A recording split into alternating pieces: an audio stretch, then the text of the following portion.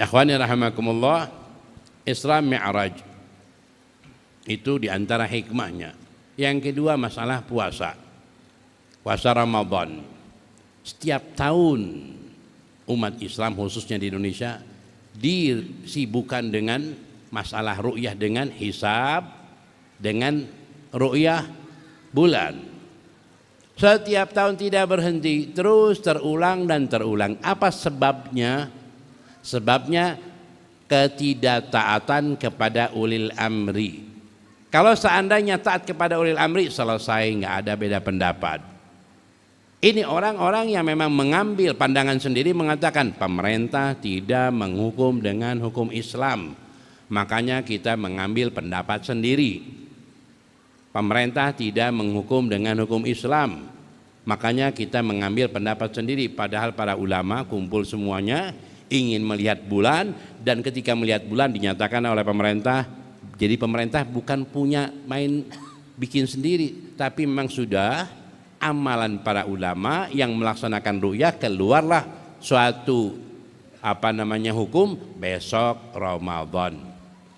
Saya ingin memberikan beberapa perbedaan. Ada si Udin dan si Udannya. Cerita Udin dan Udan. Si Udin menggunakan hisab puasanya, si Udan menggunakan ru'yah puasanya. Si Udan ngontrak rumah si Udin, si Udan ngontrak rumah si Udin. Udan, kamu sudah ditetapkan, sekarang kontrakan kamu sudah habis mengikuti hisab. Menurut hisab kontrakan kamu sudah habis, kamu sudah harus keluar. Si Udin bilang belum, si Udan bilang belum, masih 1 hari, pemerintah belum menetapkan Ramadan dengan ru'yah, masih 1 hari. Ingat, ini hukum bukan hanya masuk bulan Ramadan saja. Saya mohon pembicaraan saya ini didengar oleh mereka yang mengerti hukum, bahwa ketika dinyatakan masuk hukum Ramadan, 1000 hukum masuk di belakangnya. Masalah talak, masalah tauqid, masalah semuanya masuk. Jual beli, kontrakan, perjanjian semua masuk di belakang Ramadan. Dan siapa yang akan bertanggung jawab di akhirat kalau hanya mengandalkan hisab? Saya mohon ini diulang lagi dan disimak dan dibahas. Jangan sampai kemudian ketika perkara masalah perkawinan ikut dengan pemerintah. Kalau pemerintah mengatakan tidak sah, tidak sah. Tapi ketika masalah puasa pengen sendiri. Ketika mengatakan pemerintah tidak menghukum dengan hukum Islam. Baik, kalau kawin kamu dengan siapa penghulunya? Yang ngatur siapa? Pemerintah, ya sudah. Jadi ketika mengatakan bahwa ketika ru'yah itu hukum pemerintah yang tidak menghukum hukum Islam, ya, lalu mengambil hisab, maka dia mengambil hisab. Saya tidak akan membuat suatu masalah menjadi runyam, tapi ingin mengembalikan ati'ullah wa ati'ur rasul wa ulil amri minkum. Taatilah Allah, taatilah Rasulullah dan para pemimpin kalian yang masih jalan di dalam naungan agama Islam, hukum-hukum Islam. Lain lagi kalau pemerintah menyatakan, kaum muslimin besok puasa tanggal 28 hari saja ya, nggak boleh, jangan ikuti. Kaum muslimin kita sudah melihat ru'yah, kapan? Tanggal 25, nggak mungkin ada ru'yah tanggal 25. Tapi ketika masih kemungkinan 29 atau 30, maka menjaga kesatuan muslim lebih harus diutamakan daripada semuanya. Tauhidu ummatil Muhammadiyah, menyatukan umat Nabi Muhammad, itu paling agung dan paling harus diutamakan daripada yang lainnya. Saya ulangi sekali lagi, setiap ketika orang-orang menentukan puasa besok, makanya saya bingung ketika ada sekelompok orang yang kemudian mengambil sendiri. Nah, kalau kita ikut hisab kita, ru'yah kita, pemerintah ru'yah hari Senin, dia mengatakan ru'yah kami hari Minggu. Dia bukan pemerintah. Saya akan bahas dengan baik ini ya, dengan pelan-pelan, tolong disimak.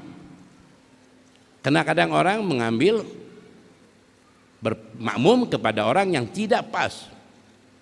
Saya bukan membantu pemerintah, agama menyatakan demikian, harus mengikuti pemerintah Islam. Dan alhamdulillah negara kita negara Islam, pemerintahannya Islam. Saya ambil contoh,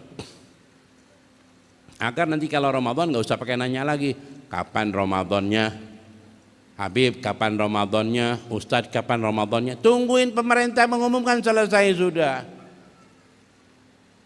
Ya, simak lagi dengan baik. Ada kelompok orang menyatakan Ramadan dengan ru'yah kami tanggal hari Senin. Pemerintah mengatakan hari Selasa. Lalu mereka mengatakan pemerintah banyak yang zalim. Kesaksian mereka tidak pantas diterima. Kesaksian mereka adalah ada unsur politiknya dan sebagainya. Ini tuduhan kelompok. Kita tanya kepada mereka, kesaksian kalian itu kalau ditimbang dengan timbangan Islam kira-kira diterima nggak? Nggak diterima. Kesaksian kalian pun gugur. Kesaksian kalian pun gugur ketika ditimbang dengan timbangan agama al-adalah syar'iyah, keadilan secara syarak. Lalu ketika kalian menyatakan kesaksian pemerintah lemah, kesaksian kalian lebih lemah. Bedanya mereka pemerintah, kalian bukan pemerintah. Ketika nanti di akhirat ditanya, kita mengikuti kalian atau pemerintah? Ati Allah wa ati Rasul atau mengikuti kalian? Bila berhubungan dengan kelompok yang dua-duanya ru'yah. Satu ru'yah mengikuti kelompoknya dan meninggalkan pemerintah. Dengan mengatakan pemerintah kesaksiannya gugur karena mereka banyak korupsi dan sebagainya. Lalu kesaksian kalian apa? Coba timbang dengan kesaksian Islam, gugur semuanya. Karena syartul adalah sangat sulit zaman sekarang. Sulit sekali. Dengan demikian kesaksian pemerintah yang jumlahnya jelas lebih banyak daripada kalian dan kalian hanya sekelompok orang gugur di dalam pandangan agama. Itu sama-sama ru'yah. Sekarang kalau dengan hisab dan ru'yah tadi apa masalahnya? Masalahnya ketidaktaatan kepada pemerintah saja. Kalau mereka berdalih pemerintah tidak menghukum dengan hukum Islam, kalian menghukum tidak dengan hukum Islam. Bedanya kalian bukan pemerintah, ini pemerintah. Yang wajib diambil adalah kesatuan umat Islam. Jangan sampai terpecah setiap tahun dijadikan bahan cemoohan. Ini masalah Ramadan. Dan yang terakhir, Allah Subhanahu wa taala menciptakan kita daripada nutfah, daripada air sperma yang hina. Kemudian dirubah menjadi manusia. Kemudian dirubah menjadi muslim. Dirubah menjadi umat Nabi Muhammad SAW dan dibukakan pintu maaf seumur hidup dia. Kira-kira wali bukan? Wali itu. Satu, malaikat diciptakan daripada nur, tanpa hawa nafsu, nggak perlu cari nafkah, nggak perlu kawin, nggak perlu didik anak, nggak perlu melihat maksiat, terjaga daripada semua dosa. Dia bisa beribadah kepada Allah pantas. Ini manusia yang hina, terbuat daripada air sperma, penuh hawa nafsu, gangguan kiri kanan, tapi bisa ketika Ramadan, saya katakan ketika Ramadan, bisa tidak makan, tidak minum, tidak maksiat, maka dia malaikat Allah di muka bumi. Bedanya malaikat itu dari nur, tanpa syahwat, tanpa ada semua gangguan fitnah dan ujian. Ini manusia daripada air sperma yang hina, dengan penuh syahwat, gangguan, fitnah dan sebagainya, tetap dia bisa berdiri tegak, tidak makan, tidak minum, tidak maksiat. Maka pada waktu itu mereka adalah malakullah fil ard, mereka adalah malaikat-malaikat Allah di muka bumi. Akhirul kalam, ada isu kadang kita mendengar orang puasa lagi azan subuh masih boleh makan, masih azan subuh masih boleh minum. Ini ada pendapat asalnya dari Albani. Ya, kalau azan masih dikumandangkan subuh masih boleh makan. Oh, azannya belum selesai boleh minum, kita bayar aja tukang azan, lamaan dikit ya. Jadi bukan dengan terbit fajar yang seharusnya terbit fajar mau ada azan nggak ada azan haram makan kulu washrabu hatta yatabayyana lakumul khaytul abyad minal khaytil aswadi minal fajr. Itu perintah agama, makan minum sampai terbit fajar, bukan azan dulu. Ada cerita di Bogor sana ya, ketika pas lagi muadzan tuh imam biasanya ngetok beduk dulu, diumpetin beduknya pendolannya. Dia duduk dulu, ngopi dulu. Ini tukang beduk nyari kemana-mana, dianggapnya sudah boleh, nggak boleh.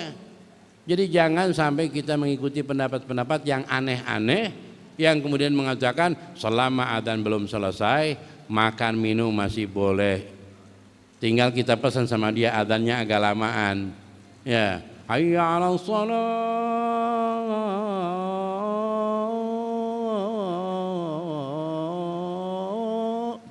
habis sudah 2 kopi bisa habisnya. Jadi dengan akal tidak diterima. Agama menyatakan dengan terbit fajar ada adzan nggak ada adzan boleh, sudah tidak boleh makan dan minum. Wallahu alam bissawab. Semoga kita disampaikan. Allahumma balighna fi Rajab wa Sya'ban wa ballighna Ramadan fi sihhatin wa amnin wa barakah ya arhamar rahimin wal 'afu minkum. Assalamualaikum warahmatullahi wabarakatuh.